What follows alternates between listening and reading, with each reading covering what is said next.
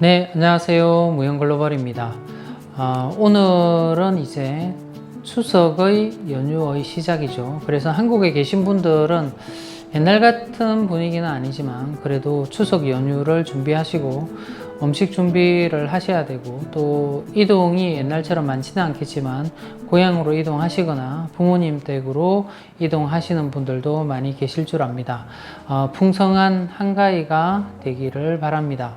네, 베트남에서는 떼중투라고 해서 우리나라의 추석과 같은 명절이 있는데, 여기는 노는 날이 전혀 아닙니다. 하루도 쉬지를 않고요. 아이들을 위해서 월병을 준비를 하고 곳곳에서 아이들을 위한 행사들이 열리게 되는데, 지금은 코로나 기간이라서 그런 행사를 준비하고 열리는 곳은 하나도 없습니다. 그리고 다낭에서는 이제 제가 아래 이렇게 둘러봤을 때도 월병을 살 수 있는 곳도 옛날에는 추석이 가까워지면 많은 곳에서 이렇게 길거리에서도 팔고 했었는데, 지금은 이제 그런 가게들을 찾아보기가 힘듭니다.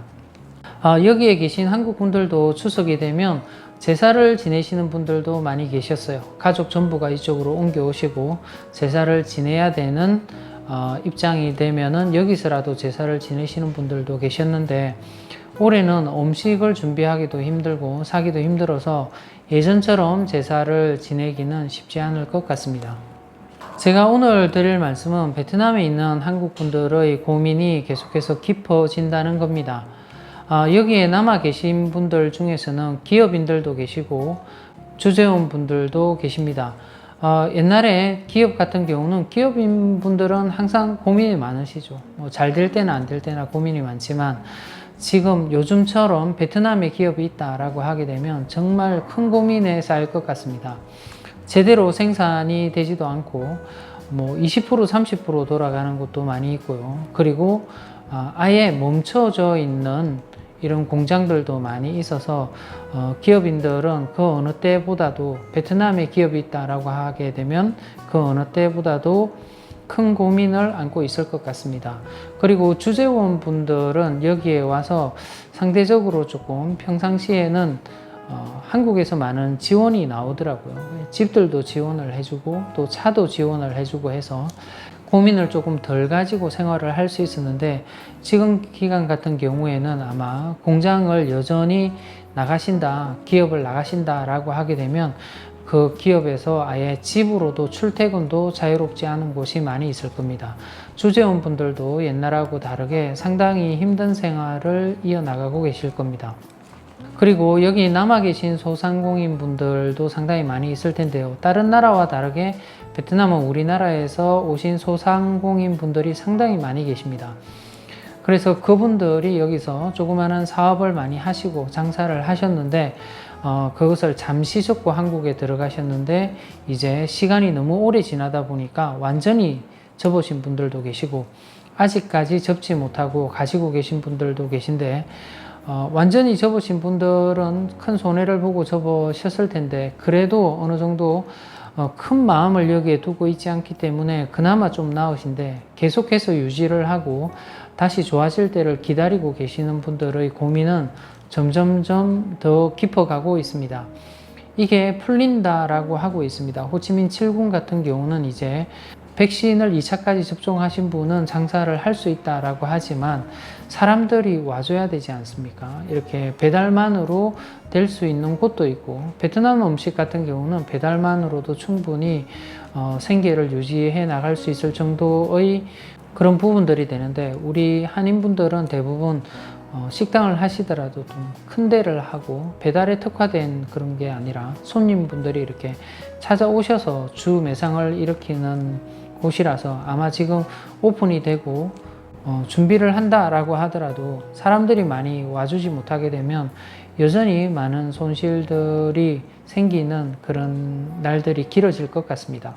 네, 여기에 계시는 한배 커플들도 이렇게 녹록한 상황은 아닙니다. 그래도 다른 분들에 비해서는 여기 한배 커플들은 그나마 가족들이 있고 해서 잘 지내고 계시지만, 대부분의 한배 커플들도 한국 분들은 여기에 한국 분들을 대상으로 사업을 하시거나 아니면은 어떤 장사를 하시거나 해서 투자를 해서 지내시는 분들은 크게 많지 않으시더라고요. 그래서 지금 현재 오랫동안 일을 못 하셨기 때문에 아마 재정적으로 압박감을 느끼시는 분들도 많이 계실 겁니다. 이처럼 누구 하나 이렇게 고민이 없으신 분들은 없을 줄로 압니다. 어떤 분들은 주식이나 비대면 사업을 해서 지금도 어느 정도 수입이 계신 분들도 계시지만 그런 부분들은 상당히 소수일 걸로 압니다. 자, 그런데 이 베트남 상황이 조금씩 좋아지고 있기는 합니다. 조금씩 열린다고 하고 이제는 완벽하게 확진자를 다 못 잡는다고 하더라도 코로나와 함께 이 바이러스와 함께 살아보겠다라고 하고 있습니다. 그래서 시간이 조금 지나면 조금씩 열릴 것 같습니다. 그런데 여기 있는 한국 분들의 고민은 열린다고 해도 쉽게 사라질 것 같지가 않습니다. 그건 뭐 때문이냐면 한국에서 이렇게 바라보는 이 베트남이 코로나 이전과 코로나 이후가 많이 달라졌습니다. 실제 여기에 계신 분들은 이제 한국에서 베트남을 바라보는 시선과는 조금 다른 온도차를 많이 느끼고 있습니다.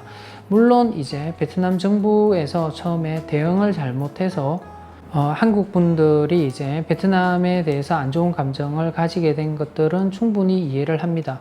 여기에 있다고 하더라도 한국 사람들이고 또 한국 인들을 대상으로 조금 합리적인 이런 대우를 해줬다라고 하게 되면 불만이 생기질 않았을 텐데요. 어쨌든 그것이 있고 난 이후에도 여기에도 일본처럼 이렇게 극우 세력이나 이런 부분들이 있어서 혐한하는 이런 단체들이 있는 것처럼 이렇게 특히 유튜브에서는 그런 부분들이 많이 비치고 있는데요.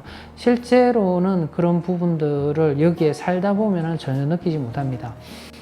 코로나 이전과 코로나 이후 여기에 있는 한국 분들은 이제 베트남 사람들이 한국 사람들을 대하는 데는 큰 차이가 없다는 것을 느끼게 됩니다.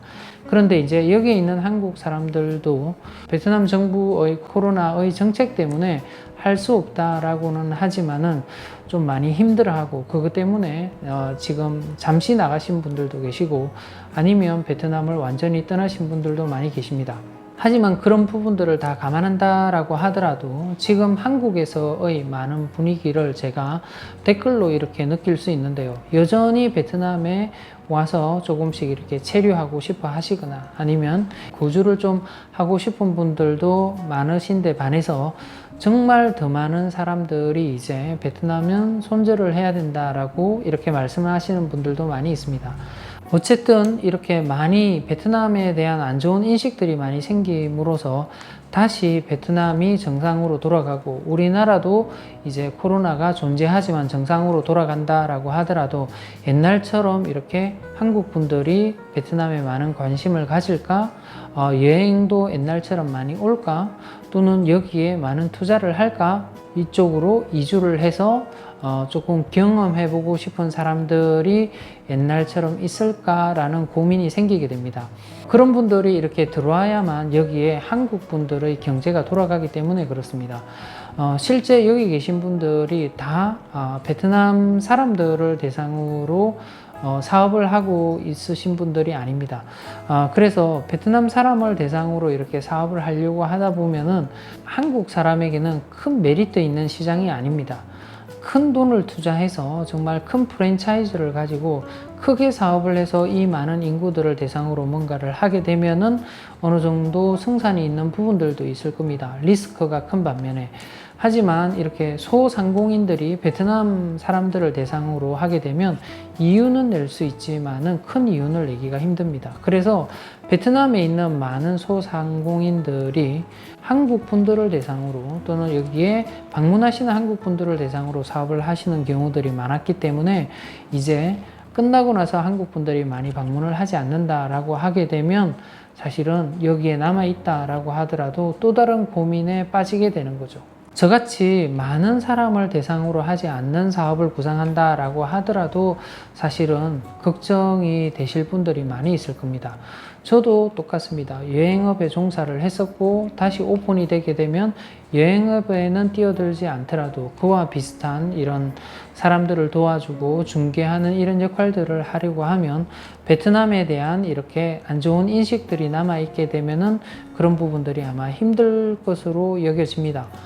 그리고 그런 부분들이 여기 베트남의 실제 상황과 한국 사람들이 바라보는 이런 시각들과 일치를 하게 되면 좀 덜 답답할 겁니다. 그런데 여기에 계신 한국 분들이 느끼는 베트남하고 지금 한국에서 베트남을 바라보는 시각하고는 큰 격차를 보이고 있기 때문에 남아 있으신 분들, 또 사업을 계속 이어가시려고 하시는 분들, 또 다른 기회가 생길 거라고는 생각을 하지만은 그런 부분들이 조금 서서히 천천히 복구가 되거나 아니면 복구가 되지 않고 이런 다른 나라로, 동남아의 다른 나라나 아니면 다른 나라로 눈을 돌리게 되고 그쪽으로 이런 큰 흐름이나 산업이 넘어가게 되면 여기에 계신 분들은 아마 더 큰 어려움에 빠질 수도 있기 때문에 내가 빨리 이 어떤 조치를 취하지 않은 부분에 대해서도 큰 고민에 다시 빠지게 될 거라고 생각을 합니다.